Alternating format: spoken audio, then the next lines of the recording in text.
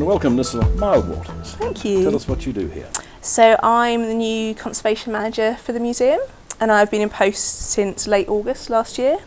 And myself and another conservator who started recently are responsible for preserving the collection for future generations. So, That's the entire collection? The entire collection. So we cover absolutely everything that you see on display, that goes on loan to other places, but also that's in our stores. So it's an amazingly big and wide-ranging job, so it's great. So what is conservation? It's not necessarily restoration. So what we're responsible for doing is doing remedial work, so cleaning, repairing objects, making sure they're okay to be handled and go on display.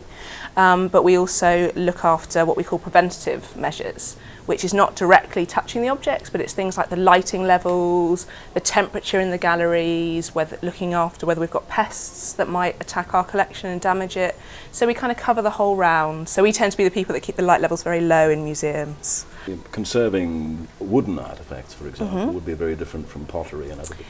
Yes, so at the moment the museum has two what we call objects conservators. So we cover all metals, leather, wood, ceramics. We don't do paintings or paper. How do you keep up with the latest techniques? So in New Zealand we have a conservators group which meets and organises AGMs, training. We also go across to Australia, and there's a number of really important journals that are pretty international. The conservation community is pretty good at social media and internet networking because we're spread all over the world in some very strange places. So a modern museum, though, it communicates. Yes. It's not just in its community. No, it needs to be out in the world community. Yes, so we will have conversations with conservators in the UK, in Europe, or Australia, and if people are visiting or if we're going on holiday, we'll normally do busmans and go and have a quick visit and look at other people's labs. But we're very much a community that shares an awful lot, so yeah. I suppose too that you must have a list of those things which will need, those objects which will need regular conservation.